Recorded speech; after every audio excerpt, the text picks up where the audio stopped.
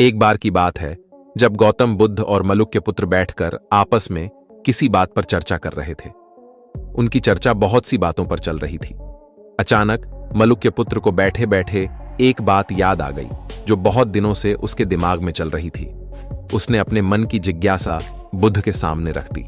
उसने कहा, गुरुजी, एक सवाल और है जो मेरे मन में किसी तूफान की तरह बार बार आता है और फिर थोड़े समय पश्चात वह तूफान अपने आप शांत हो जाता है।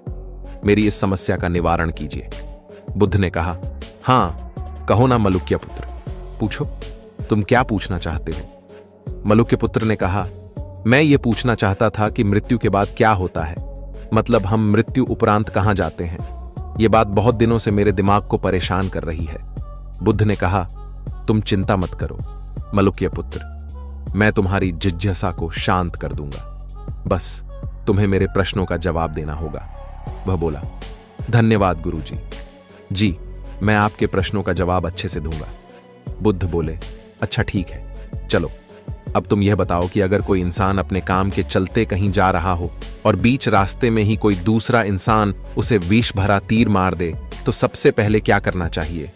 क्या उस मुश्किल घड़ी में उस इंसान को बचाने का प्रयास करना चाहिए या फिर यह पता लगाना चाहिए कि वह तीर दरअसल किसने और किस उद्देश्य से मारा था?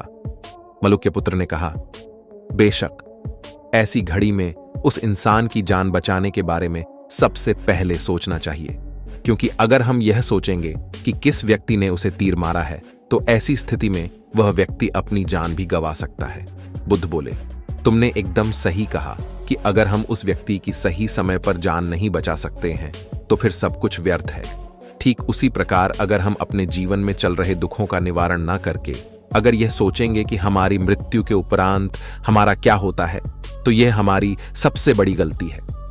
हमें जीवित रहते हुए इस बात पर ध्यान केंद्रित करना चाहिए कि हम समस्त प्रकार के दुखों को दूर करते हुए कैसे जीवन के लक्ष्यों को प्राप्त करना चाहिए।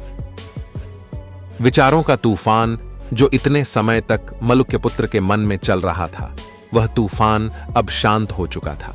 प्रियो मित्रों, आशा करता हूं कि आपको हमारी यह वीडियो पसंद आई होगी। अगर पसंद आई है तो वीडियो को लाइक करने के साथ साथ अपने मित्र और परिवारों के साथ शेयर जरूर करें और ऐसी ही प्रेरणादायक जानकारी के लिए सब्सक्राइब करें हमारा YouTube चैनल बूढ़ा लाइफलाइन।